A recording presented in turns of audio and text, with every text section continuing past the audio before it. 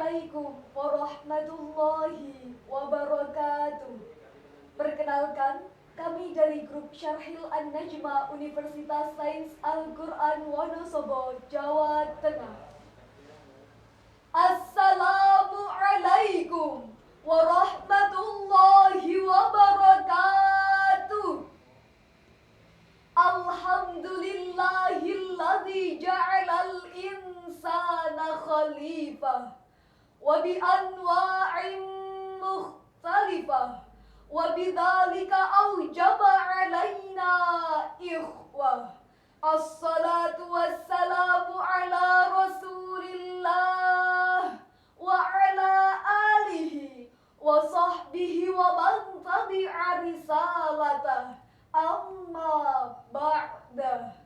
Dewan Hakim yang arif dan bijaksana, hadirin sebangsa dan setanah air yang kami banggakan.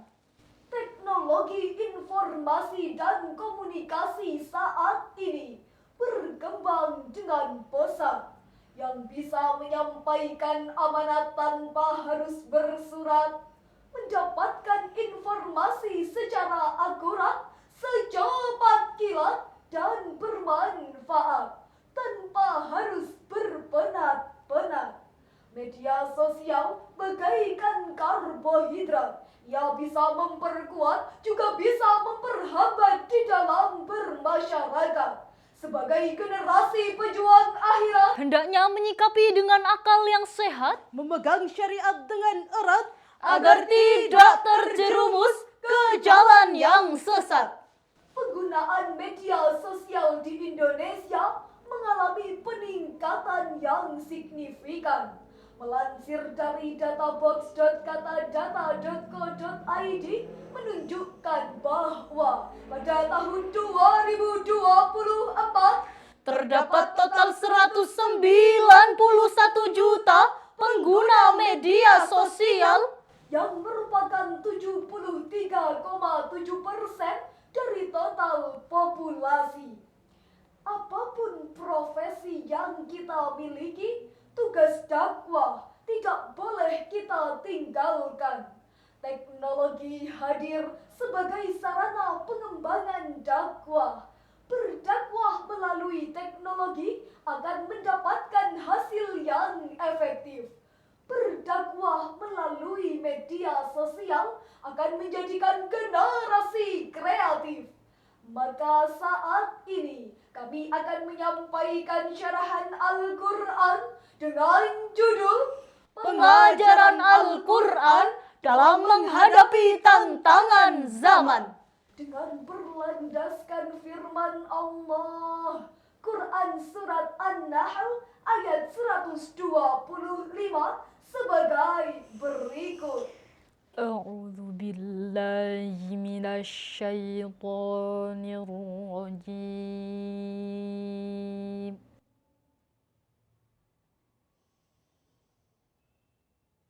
Bismillahirrahmanirrahim.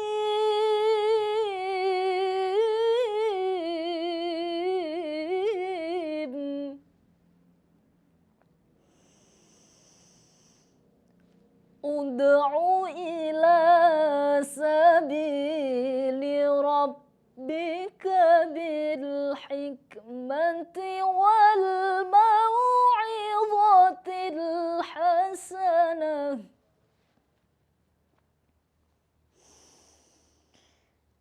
Wal mau'izatil hasanati wajadilhum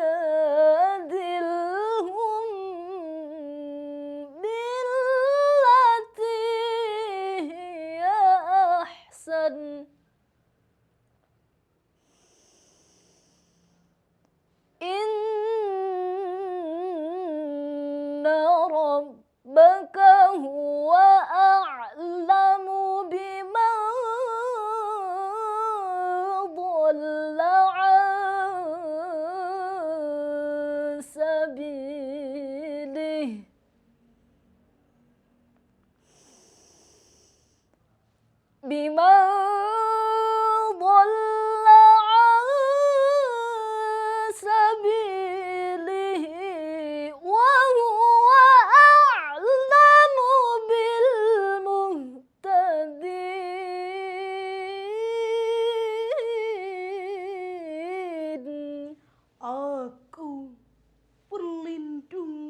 kepada Allah dari godaan setan yang terkutuk. Dengan menyebut namamu ya Allah, yang Maha Pengasih lagi Maha Penyayang. Serulah manusia kepada jalan Tuhanmu dengan hikmah dan pengajaran yang baik. Dan berdebatlah dengan mereka dengan cara yang baik.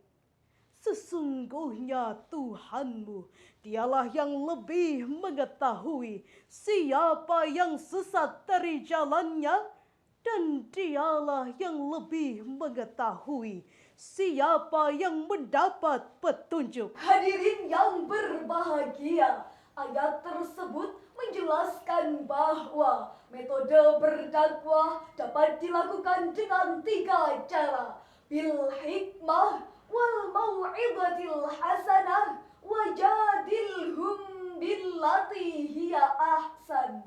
Imam Ibnu Jarir At-Tabari di dalam tafsir At-Tabari juz 14 halaman 400 menafsirkan, Ud'u ila sabili rabbik. Wahai Muhammad, sesungguhnya engkaulah utusan Allah. maka serulah manusia untuk taat kepada Allah, yakni dengan menjalankan syariat yang disyariatkan oleh Allah kepada umatnya dengan wahyu yang diwahyukan kepadamu.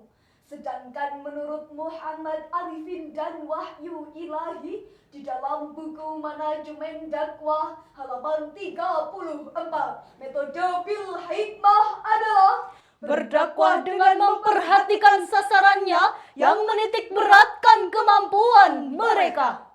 Imam Jalaluddin Al-Mahalli dan Imam Jalaluddin As-Suyuti menafsirkan, Wal mau'izatil hasanah. Yakni dengan ucapan yang lembut. kemudian Al-Baydawi juga menafsirkan, Wajadilhum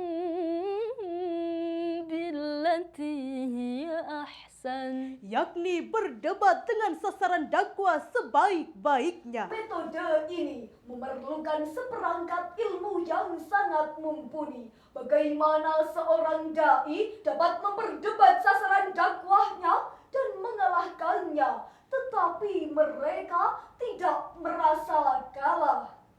Ingat hadirin, Rasulullah Sallallahu Alaihi Wasallam pernah bersabda, "Balighu anni walau ayah." Sampaikanlah dariku sekalipun hanya 1 ayat. Hadis riwayat Bukhari nomor 3461. Sebuah tuntunan Rasulullah kepada umatnya untuk meneruskan risalah dakwah yang beliau sampaikan. Marilah kita sejenak menyampaikan salam rindu kepada baginda Rasulullah Sallallahu Alaihi Wasallam. Ya Rabbi bil Mustafa balligh maqasidana waghfir lana ma madaya wasi'al karami. Demi cintamu ya Allah pada Muhammad Nabimu, ampunilah dosaku, wujudkanlah harapanku. Wahai saudara sebangsa dan setanah air, tidak bisa kita pungkiri, media-media digital saat ini telah memberikan dampak yang luar biasa kepada masyarakat. Ukhuwah Islamiyah menjadi semakin kuat. Akan tetapi, media sosial juga bisa menimbulkan Dampak negatif yang merusak mental, Adu domba di media sosial. bahkan menimbulkan disharmoni hubungan di era digital. Dilansir dari radarsolo.jawapos.com menyebutkan bahwa United Nations International Children Educational Fund atau UNICEF menyatakan sebanyak 45% remaja di Indonesia usia 14 sampai 24 tahun pernah mengalami cyberbullying.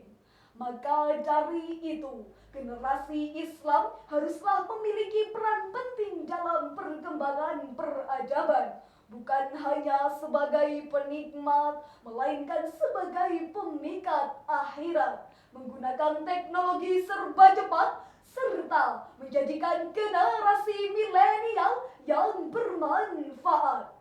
Di dalam Quran Surat Ali Imran ayat 104, Allah Subhanahu wa Ta'ala berfirman sebagai berikut.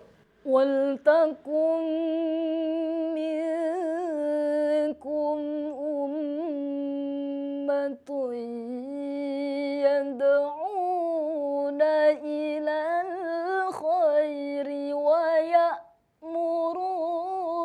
بِالْمَعْرُوفِ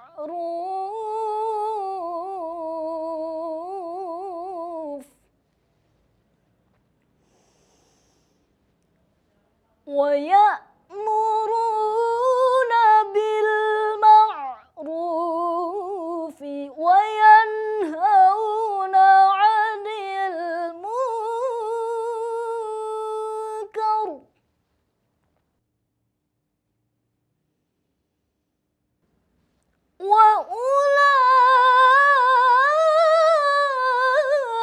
وأولئك هم المفلحون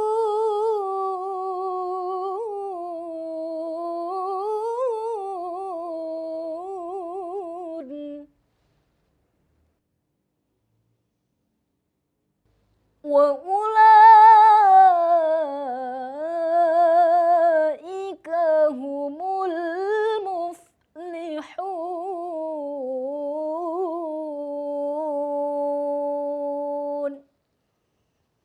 صدق الله العظيم. Dan hendaklah di antara kamu ada segolongan orang yang menyeru kepada kebajikan, menyuruh berbuat yang makruf dan mencegah dari yang mungkar. Dan mereka itulah orang-orang yang beruntung. Maha benar Allah dengan segala firman-Nya. Hadirin yang berbahagia, Imam Izzah Darwazah di dalam kitab Darwazah juz 7 halaman 445 yang merujuk pada riwayat Tobari menyebutkan bahwa ayat tersebut turun bersamaan dengan dua ayat sebelumnya. Berkaca pada ayat tersebut, jelas sekali disebutkan bahwa syarat menjadi umat yang beruntung adalah Mengajak kepada kebaikan, menyuruh berbuat yang ma'ruf dan mencegah dari yang mungkar. Dengan kata lain, media sosial harus diupayakan sebagai sarana pengumpul pahala, baik dengan cara menjalin silaturahim, lebih-lebih lagi menggunakannya sebagai sarana berdakwah. Dari uraian yang kami sampaikan, dapat kita tarik kesimpulan. Ayo berdakwah tebar kebaikan. So let's be wiser in social media.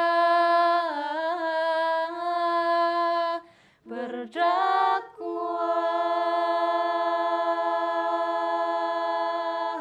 the power of ibu-ibu. Sen ke kanan, beloknya ke kiri.